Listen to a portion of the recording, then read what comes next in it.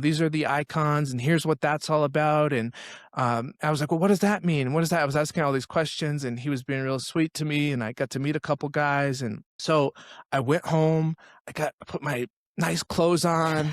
I'm like, oh, it's my first date. This is going to be great. I'm all ready. I'm so excited. And I'm like a little kid. I'm like, whoa, like I get to do this. I've been on this journey with Christ and now there's this whole community doing this together. And there was something really that hit me there. The mystical part of Orthodoxy just was so alive, just walking in the doors for the first time.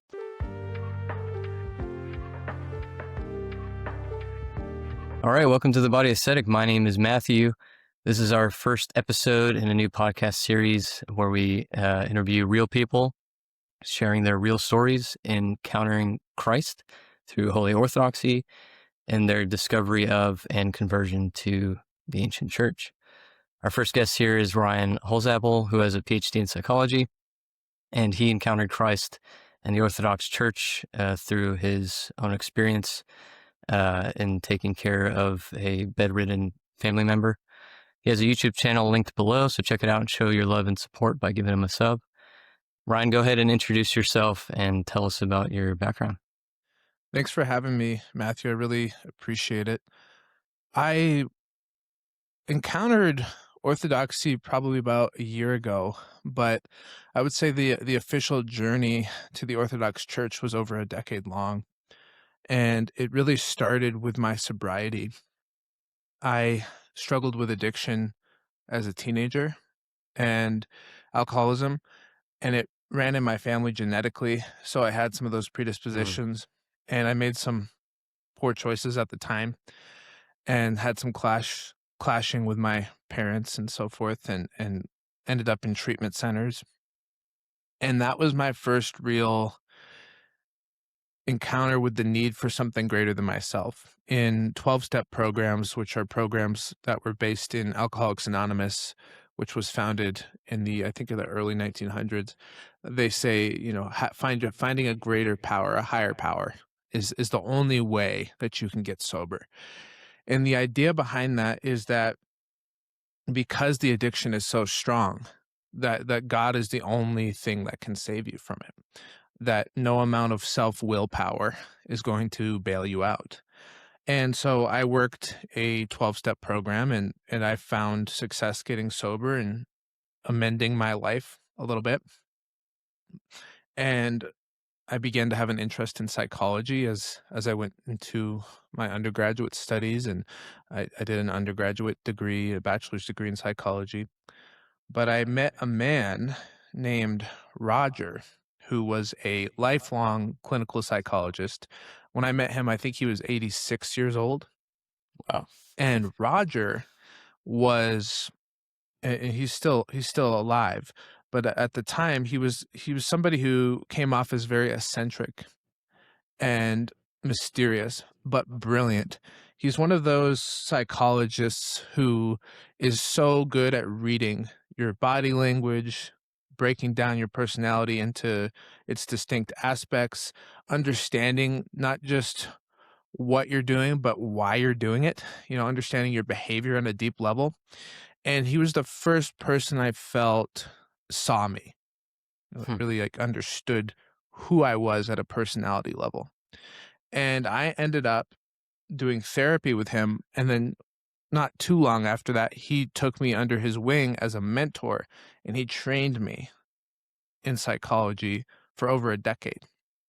And he was probably the formative reason why I was open to Orthodoxy by the time it came around, because his way of mentoring me, even though he wasn't Christian in terms of, properly Christian, but his way of mentoring me was so deeply based in an ethic of love and shrewdness combined and personal responsibility, which is to say that he never let me get away with anything ever in my personal life. And that led into how I worked with clients professionally. And he was very strict in the sense of helping me gain a skill set in psychology.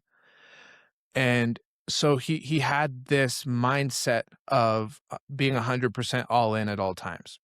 Mm. And it was all based on take responsibility for your behavior, show up, do the best you can, and make choices about the life that you live. Take responsibility.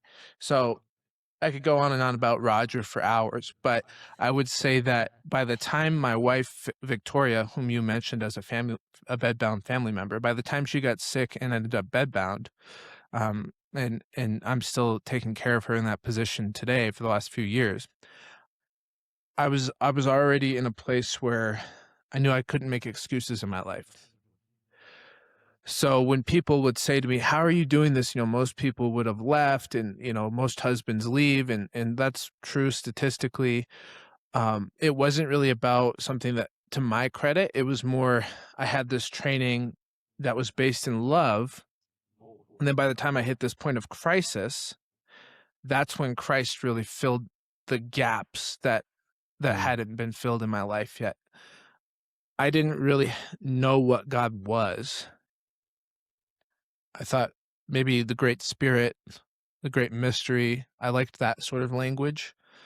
I had experimented with Hinduism and Buddhism and different New Age forms of spirituality, and Roger had his own form of spirituality, which we discussed at times.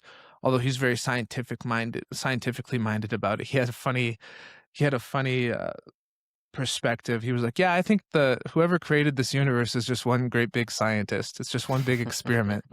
And everything's just an unfolding experiment. So he was much more scientific about what he thought was going on. But I had found myself desperate by the time this situation hit. In other words, there was only so much of my own skills and my own understanding of psychology and my own understanding of who I am and how my personality works and how I can take responsibility. There's only so much of that before I need God, right? Just like when I Mhm. started out in Alcoholics Anonymous, I needed God.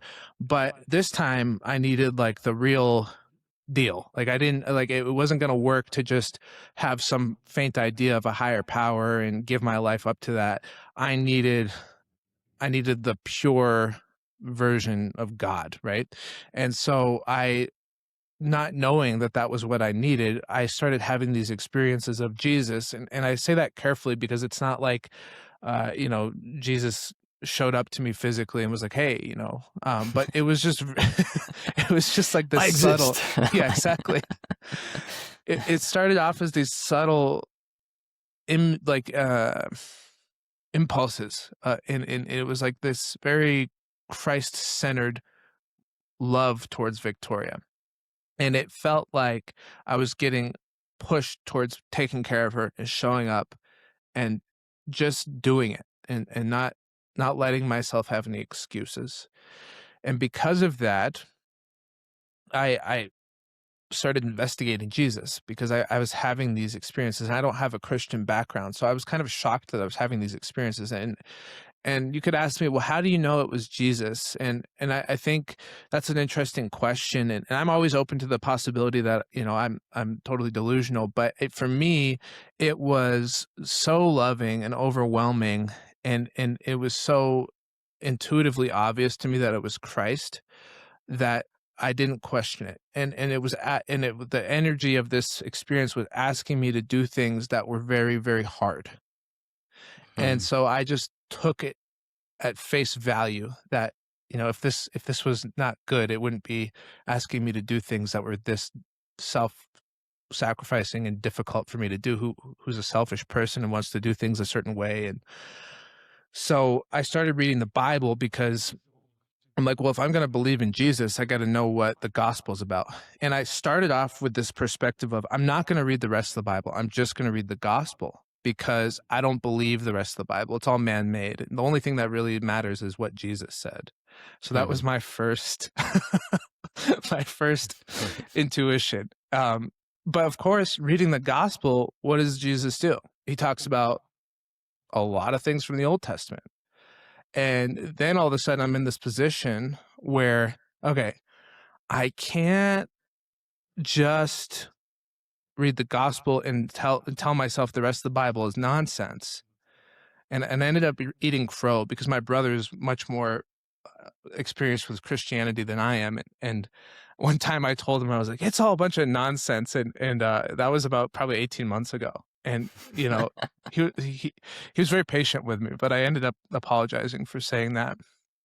And so I did investigate the Bible, and I was very impressed is a weird word, but surprised, shocked.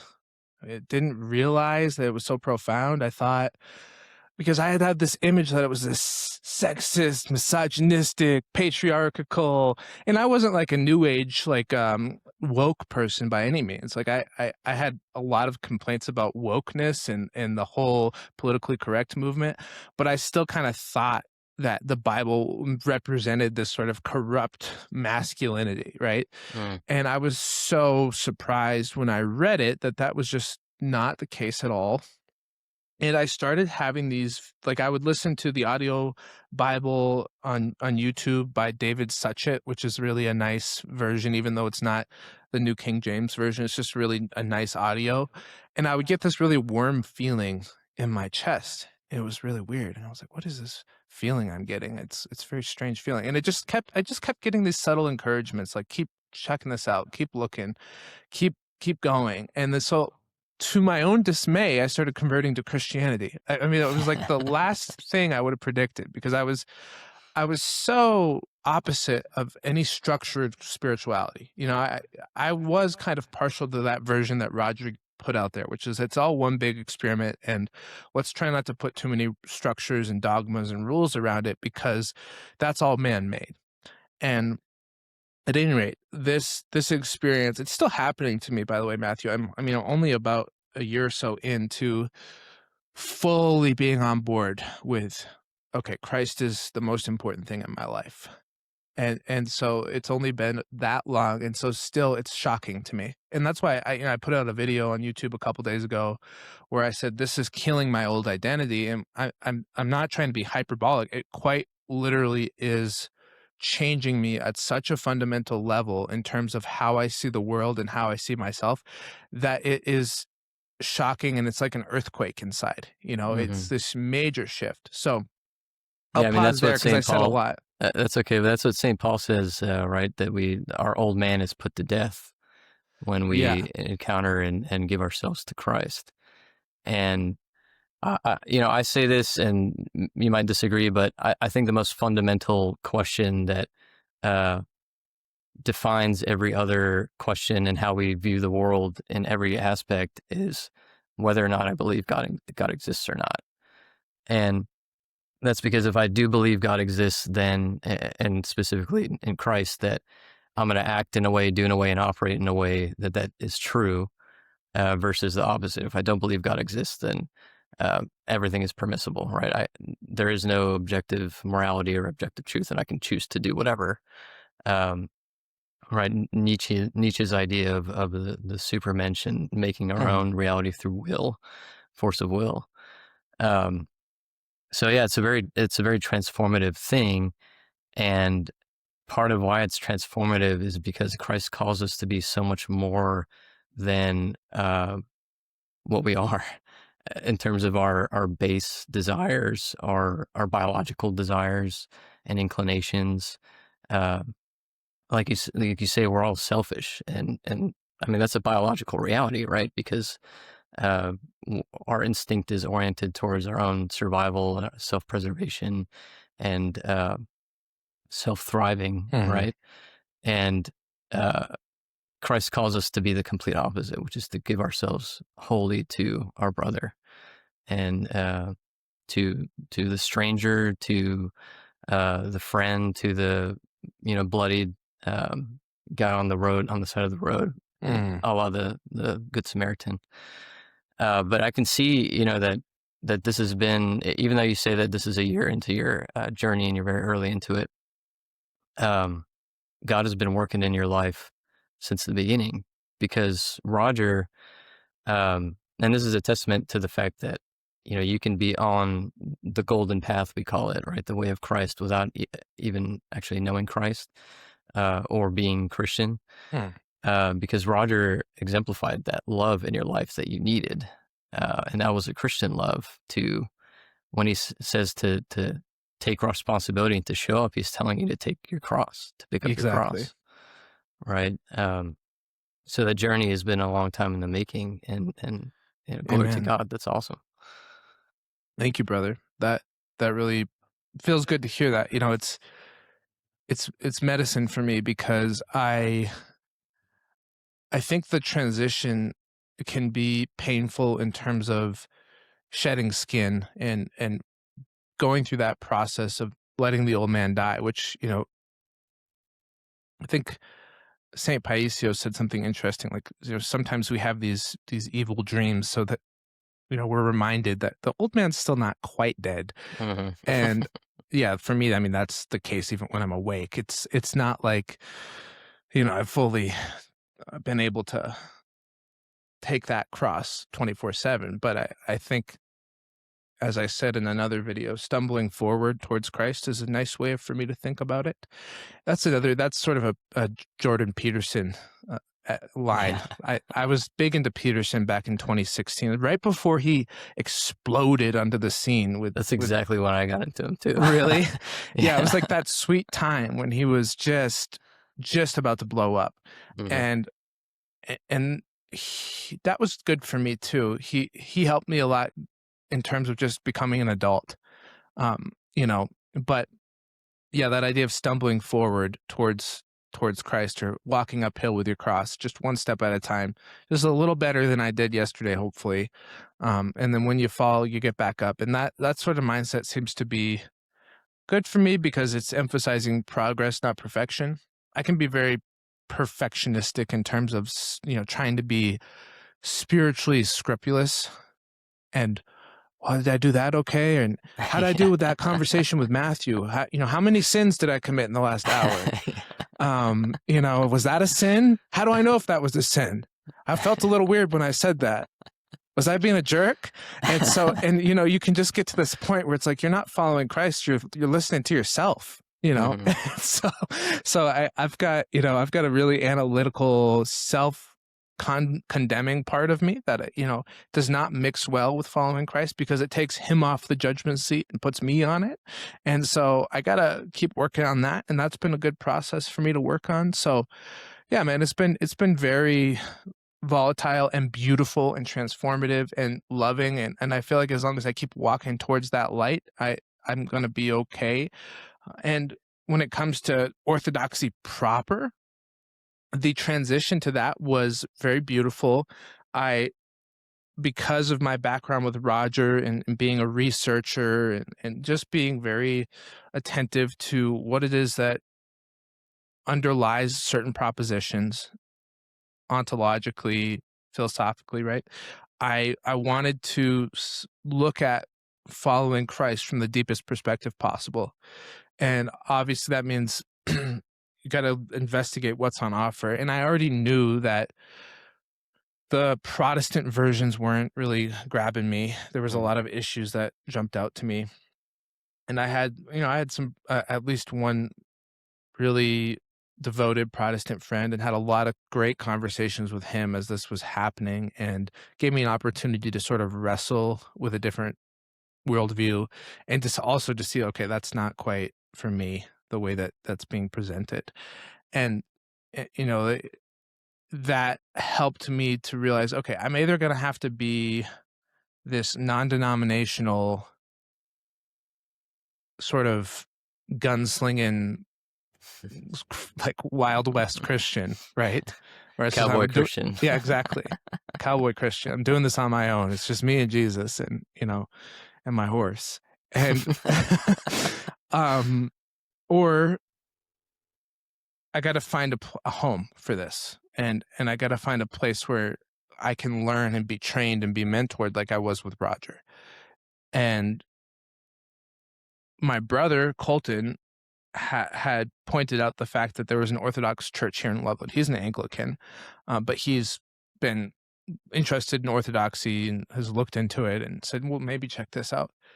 And so I had that floating around the back of my mind as I was trying to navigate, even getting an opportunity to get out of the house while I'm caregiving for my wife it's not always easy to get out of the house. Sometimes there's Yeah. weeks or months at a time where I don't pull out of my driveway. But when I had one of Wow. those rare days when I had pulled out of the driveway and I was on my way home after actually visiting my brother, and I just had this instinct to turn around, just go to the parking lot of the Orthodox Church, see what it's about. It was a Thursday night on Holy Week. I didn't know this. I don't know anything about Orthodoxy. It was like 4 p.m. So I park. I see there's some cars in the parking lot. I park. I'm like, okay, maybe that's like 24/7 because I've been to Europe before, and in Europe you can just walk into church anytime. Mhm. So, and that's more of like a tourist thing that I was doing at the time. But it was when I was in Switzerland and Germany, etc. And so I thought maybe they'll just let me walk in. So I so I walked in and I see all the icons and I'm like, whoa, like this is crazy. This is really cool. This is amazing. And then these people are setting up for the service on Holy Thursday, I ended up going later, but I start looking around and there's this guy that greets me and he's super nice. He's like, yeah, you came at a great time. We're getting ready. And, these are the icons and here's what that's all about. And I was like, well, what does that mean? What is that? I was asking all these questions and he was being real sweet to me. And I got to meet a couple guys and they're like, hey, you should come back at 6. We're going to do this beautiful service we do every year during Holy Week. And he said, just be ready. It's really long. It's 3 hours long. And I was like, okay, what time? He says 6 p.m. Just be here at 6 p.m. So I went home. I put my nice clothes on. I'm like, oh, it's my first date. This is gonna be great. I'm all ready. I'm so excited, and I'm like a little kid. I'm like, whoa! Like I get to do this. I've been on this journey with Christ, and now there's this whole community doing this together, and there was something really that hit me there. The mystical part of Orthodoxy just was so alive, just walking in the doors for the first time. So I came back, I went to the service, and I was transfixed. I was totally focused for the most part. I mean, there was a few lulls, but for the most part, I was really interested in what was going on. And I was trying to follow along in the service book There's a lot going on in liturgy. yeah, it was very stimulating for sure, especially for the first time. So, and I remember like everyone was lighting a candle and I did it totally. I lit the wrong candle. And one of the ladies gently corrected me. And then I was walking, in this really like disruptive way, like walking in front of people. That is not the way that you're supposed to walk when you go up to light things. It was just like, it was kind of clunky, but the lady came back later and winked at me and said, it's okay. You're doing great. And there was a couple of people that really encouraged me. They're like, I know this is a lot for their first time. And so it was just beautiful. And from that point on, I was all in. I was like, I'm going to figure out what this is. And then I started attending and my attendance bloomed. I had enough caregivers for many weeks, so I was able to go every week and get to know some of the community members and meet with the catechist and start researching orthodoxy. And, the rest is history. And here I am, now working with our local parish priest, Father Evan, and he's helping bring me into the church. So God willing, I'll be formally brought in on April 11th. So, yeah. God willing. Yeah. Awesome. Is that Pascha or close to Pascha? Saturday, yeah. Saturday, okay. Holy Saturday, yeah. Yeah. That's awesome. Yeah. How did you, was it like a feeling that like when you're experiencing liturgy for the first time or maybe later that you felt like, okay, this is it. This is the truth. This is the ancient church that, Christ founded and the apostles preached and spread? I think that the fullness of that, the weight of that took some time to really sink in, but I think the experience punctured me enough each time I went that I knew keep going, keep going. And so it was like my mind hadn't quite caught up to my heart, Mm-hmm. right? And I struggled with certain, like I was like, wow, why are we asking the Lord for mercy so much? Why are we begging for mercy all the time? Like why are we treating ourselves this way? Why are we acting so lowly? And and my friend my catechist had me watch Man of God. Mm-hmm. I love and that he would movie. apologize for, is it Saint Nectarios? Yeah. Yeah, he would apologize for everything, even if he didn't do anything wrong. He would say, "I'm so sorry," and I really had a hard time with that, and Hmm. so and I'm like, and then we're asking for mercy every 5 seconds, and I'm like, "Wow, this is really weird. This is not what I'm used to." 'Cause my heart hadn't been humbled at all, really. I was still used to this sort of self-inflated view of myself, and so it was very hard for me to I was either in shame or in pride, right? It was like Hmm. I didn't have a good balance, right? Because those are really two sides of the same coin in my experience. So it was Hmm. like when I would identify as a sinner with that strong language, especially in our Western culture, which views sin as a very legalistic issue and is very judgmental about the word sin, whereas the Eastern Church is it's just much different with the way that we view sin. But it would hit that shame inside of me. This part that was more about self condemnation that I talked about a few minutes ago and less about surrender. And so it took a while to separate asking the Lord for mercy from my own self condemnation. Hmm. And as I continued to practice that, I took on the Jesus prayer and I tried to put this to really put this to the test. And eventually it started hitting. And then I was like, oh, okay. I do need mercy. I do need to ask the Lord for mercy continually because my heart is full of these poisonous desires that don't conform to Christ. And when I ask for mercy, I'm asking for his healing, not asking for punishment. I'm not condemning myself and I'm not self-flagellating. I'm surrendering to the physician who is Christ. And then once that started clicking, then I really felt more comfortable. So it took me probably a few months to get my brain and my heart in sync with the liturgy and what is it that we're doing and why do we do it. And now it feels like, okay, now I know what I need to do. So the question is, can I do it? Do I have the courage and the fortitude and the focus and the ability to keep taking that cross and walking towards the Lord. So that's where I am today. Yeah. Yeah. Yeah. And when you talked about Alcoholics Anonymous and needing to rely on a higher power, there's this like common saying that like God won't give you more than you can handle, but that's not what Scripture says, and that's not what the Christian experience is. Mm, God actually gives you more than you can handle, so you learn to rely on Him, right? So amen. all of this is beyond us. Like all of this Yeah. is beyond our own power, and um, that's why Christ says, through God all things are possible. Mm, With man, there's many things that are impossible, but through God, nothing is impossible. And so we always rely on Him, no matter what the situation is. yeah. Uh, so that's amazing, man. And I want to talk about spiritual experiences because I think there's a lot of let's say attention on spiritual experiences as they like should be this kind of grand thing where it's like this angel reveals himself to me and whatever, or grace is washing over me, and or like I don't know, what do they call those evangelical churches where they do the speaking in tongues and they Is that Pentecostal? Pentecostal, something like that. Mm, So it's like that, like that's a spiritual experience, right? That's kind of how we mm, think of spiritual experiences. mm, Um, but the reality, for the most part, for most of us, is a lot subtler than that. Our spiritual experiences is that voice and that instinct telling you to turn around and go check out an Orthodox church at that specific time on that specific day, yeah. right? Yeah.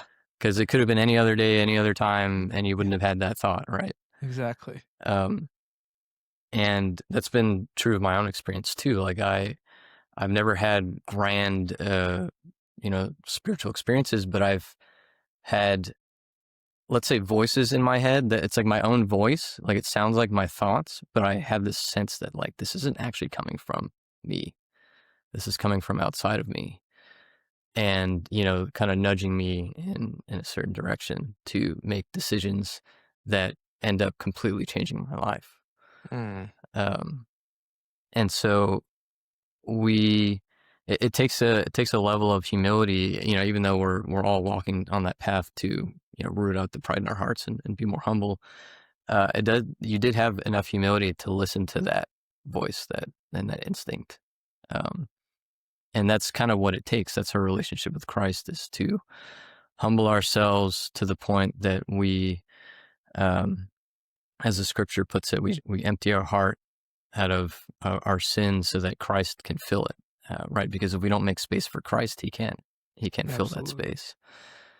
And Well said. so yeah, I wanted to kind of touch on that, for anyone that's watching, because especially if they're, on a journey to orthodoxy, um, spiritual experiences can be as subtle as that. And we it's just a matter of being humble and receptive to Christ and to his guiding hand to lead us down the right path, which ultimately, as we know, is the Orthodox Church. Hmm. Hmm. Um, so obviously, like you said, when discovering Orthodoxy and becoming Christian, um, it's totally transformed your worldview, and it's been a painful experience, letting go of the old man, the old you. Um, how has becoming Orthodox changed the way you view psychology and your academic and professional perspectives on that? Another area where I feel like I'm still in the earthquake phase, but I know that there is so much compatibility with certain things that Roger taught me. I mean, he gave me his business, he handed me his model. So his model is called Self, Soul, Spirit. And it basically, there's three elements to it. There's the self, which is the personality. And in psychology, sometimes we talk about parts of the personality or subpersonalities. But the short story is that we have these genetic predispositions that bloom through development and interaction with our environment into these neurological circuitries and these whole body circuits, right? They're personality dispositions. Like, for example, some people are very athletic, some people are very easily angered, some people are very artistic, some people are very entrepreneurial. Okay. So we're all unique. And that's just a scientific fact. And that our uniqueness is not just singular, it's multiple. So that we have multiple parts that can sometimes compete or cooperate with each other for energy. That's why you hear people say, like, a part of me feels this way, but another part of me feels that way. So, but we understand that the whole human person exists prior to the parts, right? So it would be, even in orthodoxy, it would be a heresy to say that the parts have like an ontological identity, or that, because that would actually be satanic. That would be division for the sake of division, just multiplying your desires. Proper orientation would be that all these different parts are united within the whole self towards Christ. Not the way that I understand it now. But in Roger's model, then you have soul, which is your life force, which is also pretty compatible with orthodoxy insofar as I've studied it so far, and I'm reading Orthodox psychotherapy. Like, soul is your life essence. It's that part that is united with your body, right? Your soul, but it's your eternal life force essence. And so that's no problem there. But then, there are things about the model that I've been using. There's spirit, and the way we would teach spirit would be very sort of, whatever works. Spirit. Some people think it's Muhammad, some people think it's Buddha, but whatever works for you, that's what matters.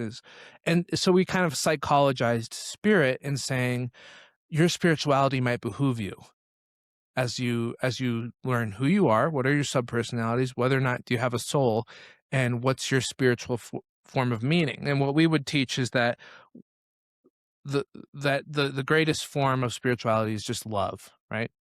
Now, and I could go on for hours about this model, but there are things now about this model, a- and I also have a background in Jungian psychology, but I subscribed to the self, soul, spirit model, that I need to rework for myself in order to make sure it's faithful to orthodoxy. because it's not just a cognitive psychology model that's just presenting some scientific facts about perception and behavior. It's not. It's saying it's making claims about the universe. It's making claims about our consciousness and our soul, and it's making claims about our orientation and our ethic. So I'm working on it. I would say I don't know what it's going to look like. It's hard for me because studying 10 years with Roger and taking on the model and kind of inheriting his business, and then now being in a place where I may or may not be able to do that, yeah, because I'm in an ethical conundrum, Matthew, and I guess I'll get a little vulnerable here. I can't change his model. Okay. That's not ethical because he passed it down to me because he trusted that I understood it. And I Hmm. do. So I'm not going to, changing it would not be faithful to the intention that was set up when he passed it to me. Okay. But giving it up also feels hard because it's so formative based on my identity. But I'm willing to if that's what I have to do. So I had emailed my spiritual father, Father Evan. I asked for some guidance on this, and I'll just have to keep you posted because I don't know what I'm going to do. We haven't had a chance to Yeah. talk about it, but I'm sure he will give me some good wisdom. Yeah, and I don't want to supplant what your spiritual father says, but I would say that you wouldn't have to change or let it go because Christ doesn't necessarily call us to change, not Mm, who we are, right? He calls us to be transformed. And he said, I did not come to destroy, but to fulfill. mm. And from my layman perspective, I would say that Roger's model can be fulfilled through Christ and through the Orthodox worldview. That was Um, amazing what you just said. Wow. because Yeah. self, spirit, and soul, man is and I had actually another podcast episode I did with another brother who's actually a clinical psychologist like yourself. He's Catholic, but we I'm were not talking. clinical though, by Oh, the I'm way. sorry. No, Okay, it's yeah. okay. That's all right. But we were talking about man having Trinitarian aspect to him. So he's Yeah. um, the hypostatic union that we say in Orthodoxy. It's a combination of uh, mind, the intellect, or the nous, Mm-hmm. which is our capacity for rationality and logic and ability to reason, the logos, right? The logos within us. Body, which actually St. Gregory, I believe Nyssa says the body uh, as an aspect of the word. So our ability to speak through our mouth, but also how we communicate through our body, and how that relates to Christ as the incarnate word. Mm. Right. So body is the physical aspect of man in that way. And then soul, obviously the energy that God breathes into us that animates Exactly. us. And Yeah. we're this like union of all three. And I think that fits very well in Roger's model. And, you can meditate on that and pray about it. And of course, your spiritual father will give you guidance on that, Mm-hmm. um, to Yeah. transform it in a way that is orthodox. Actually, I'll have this book right here since it's right here. It's not 100% related to what you're talking about, but The Human Body, Ascesis and Exercise. Wow. This is Metropolitan Hierotheos. So in the beginning of it, he I think he's the quotes, same one who wrote Orthodox Psychotherapy, the one that I'm reading now. it might be actually, because I Yeah. that book sounds familiar. He quotes the church fathers and he quotes St. Gregory and how they talk about the body and the personhood of man, both before the fall and after the fall. Mm. So what the human person was in full glory as we were made before the fall, and then how the fall affected our personhood and how that affects our, psychology and every Wow. other aspect of us. Yeah, that's profound. I'm really excited. I mean, I'm honestly really excited about becoming more orthodox in my practice of psychology because it's a it's the most potent form of psychology that there is what Jesus taught. So it's there's the things that I am more concerned about are where there are metaphysical claims and that were embedded in the model I was previously conformed to. And because there are metaphysical claims, you're in God's territory now. And so now that I know the truth, I have a responsibility to make sure that what I teach is obedient to the church. And so that's where I would say a little bit of anxiety there for me is present. But I also believe what you said, which is that if there's a lot of fulfillment happening. And ultimately what Roger and I worked on over the years was this idea that the universe is not materialistically based, but it had to have started from a consciousness. So we had this proposal that consciousness was at the root of the universe in terms of origins. Now what I know is that that consciousness has a personal identity, which is the logos, right? Which is Christ. That it's not a consciousness stripped of personhood. It's a consciousness that is based in personhood. And I think it's in that sense fulfilling and understanding for me. But it doesn't quite fly now to sit down with a client and say, take your pick. Yeah. So, and I got to be careful there because that's how I was instructed ethically, right? That actually in our model, it would be unethical to push someone in a certain direction spiritually. Right. So there are certain contradictions now that I have to be sensitive to because I got to honor Roger's model, which is he founded it, it's his model. He passed it on to me, but he founded it. And then I also need to honor Christ. So, and I can't make compromises, right? I can't say, Christ, I know I'm obeying your church, but give me some leeway here to be disobedient. That doesn't work. So there's where I am, and I trust that God will help me work it out. I'm not a very patient person. That's another foible of mine. So I None of want us it are, done. Ryan. It's okay. Yeah, I want it done yesterday. So I want it figured out yesterday. And I think, the way God works is on God's time. And Roger, God bless him, he's 91 now, and he's in Alzheimer's. So his Alzheimer's is progressing. He's still very much intact in some ways, very brilliant, a lot of his wisdom.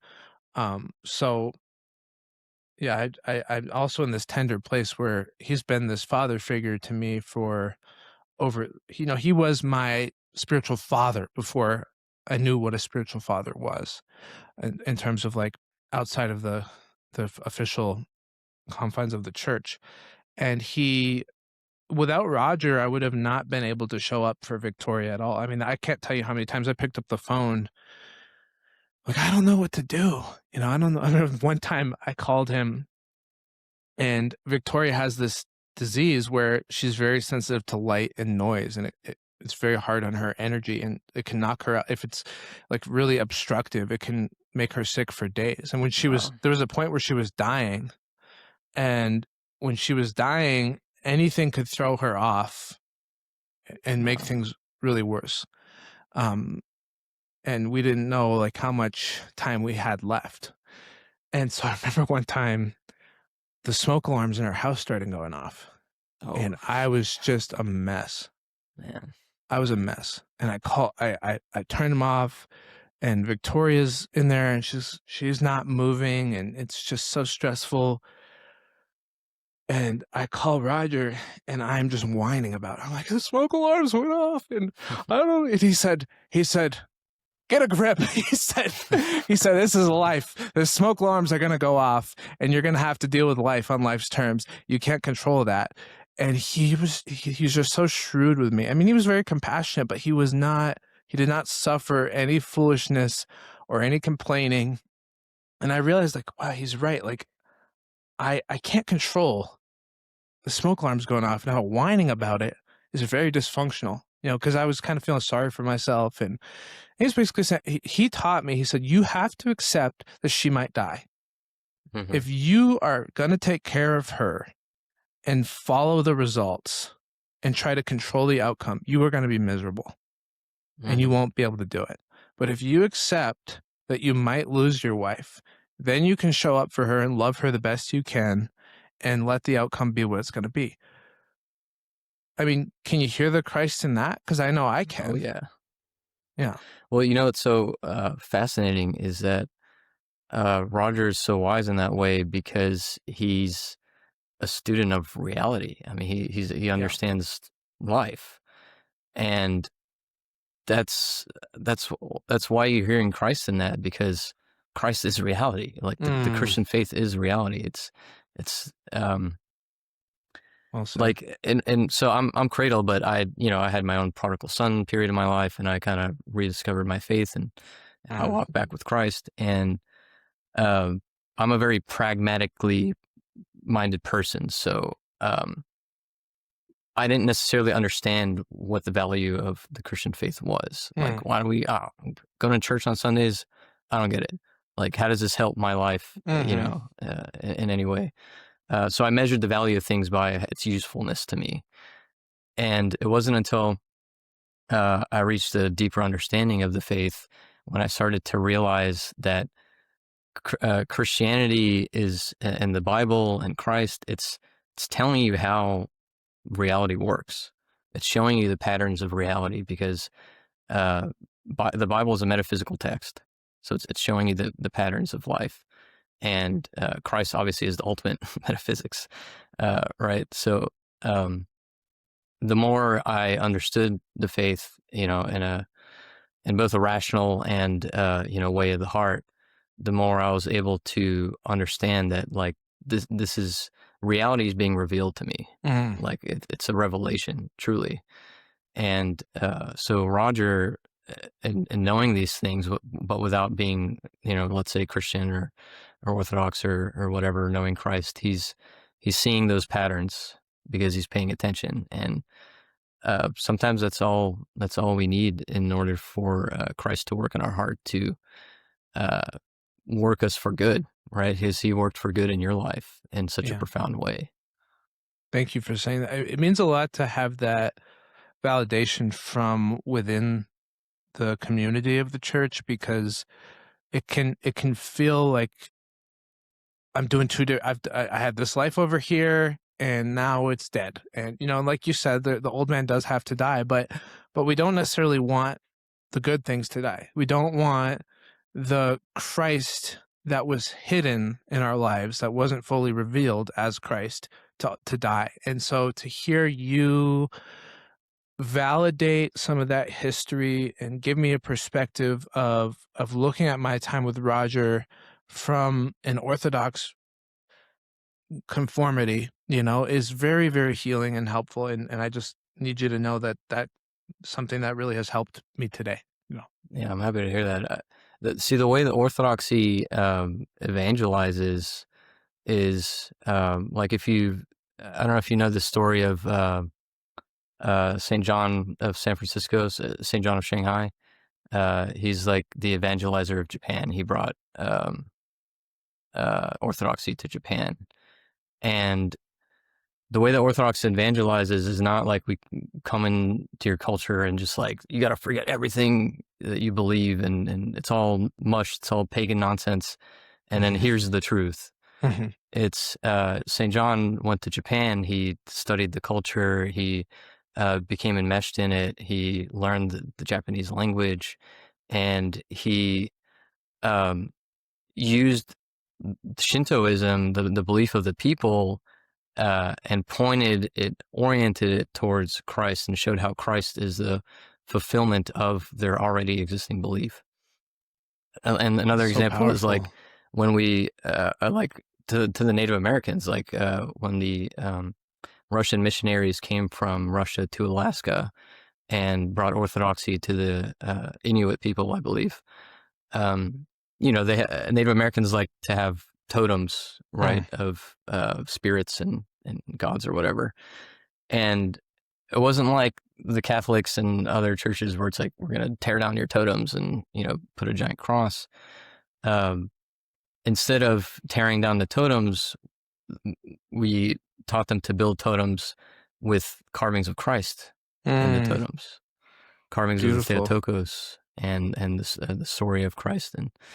Um, and you'll go to Europe and you'll see Orthodox churches in Scandinavia that have like Thor and Mhm. the world snake, carved in the churches, not inside, but like on the outside in terms of decoration. And um, it's because um, Orthodoxy is the fullness of the truth, but depending on the faith and the different myriad and diversities of faith, there are elements of truth and wisdom that exist in those, and we take those things that are good, and we show them how we point them towards the fullness, which is orthodoxy, rather than just Mm. completely eliminating it. Wow, Um, that's so powerful. yeah. And that resonates with me so much more than the sort of the purest view of Christianity, which has that sort of rigidity to it.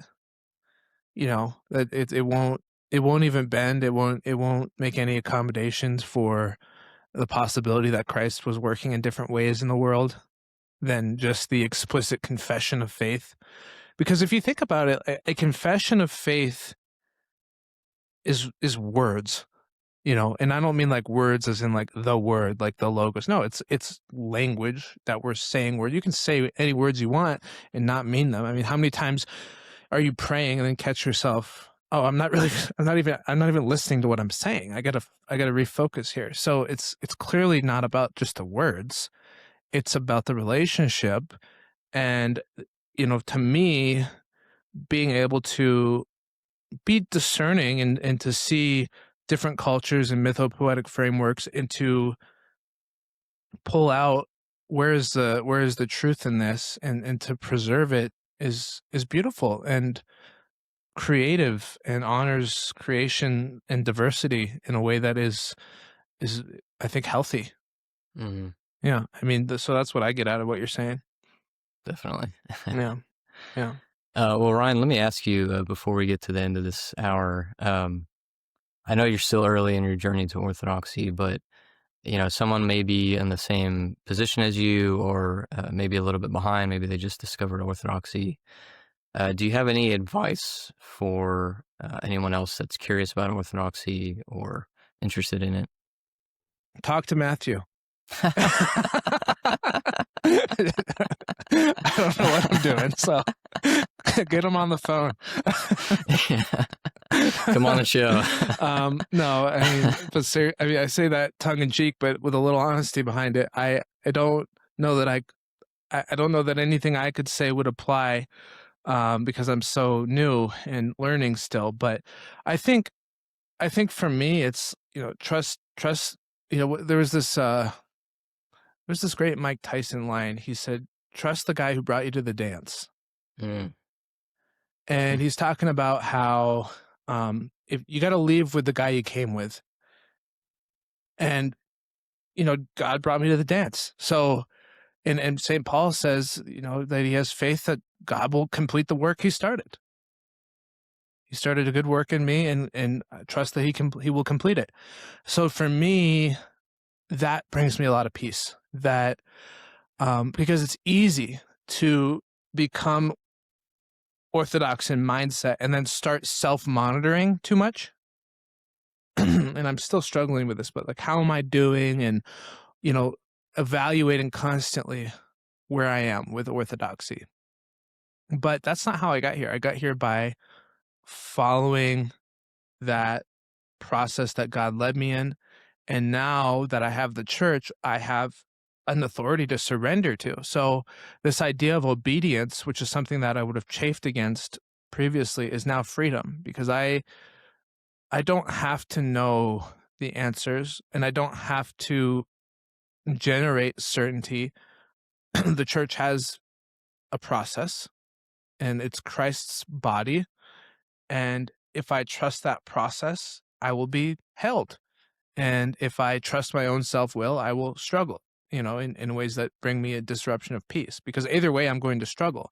But I can struggle in peace, or I can struggle in turmoil. And so I'm learning how to struggle in peace by trusting the church and trusting Christ. And I would say every day is sort of a mixed bag. Like some moments I'm struggling in peace, and some moments I'm struggling in turmoil because I forget that it's not my will, but thy will to be done. And so I'm still in my spiritual infancy, and that's why I think trusting the process and having faith that God will finish what He started is pretty important. Awesome. Yeah. Well, just based on how you talk, man, you got a lot of wisdom, and God's definitely gracing you with the knowledge and the discernment and the spiritual guidance that's leading you in the right direction. So that's amazing. Thank you, brother. It's been a joy to speak with you, and I can't tell you how much it means to be on your show. And I just want you to know that I hope that we can have more of these discussions, and maybe you'll consider coming on my YouTube channel sometime, and we can Yeah, talk about your journey. I'd love to. I look forward to a relationship with you and hearing more about your journey as it progresses. I hope that more than a podcast, I've gained a friend today.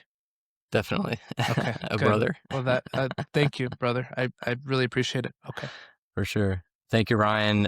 Thanks everyone for watching. Be sure to check out Ryan's channel and stay tuned on his journey to Orthodoxy. It's linked below so you can subscribe to his channel. We're happy to have you here and look forward to seeing you in future videos. God bless you. Godspeed.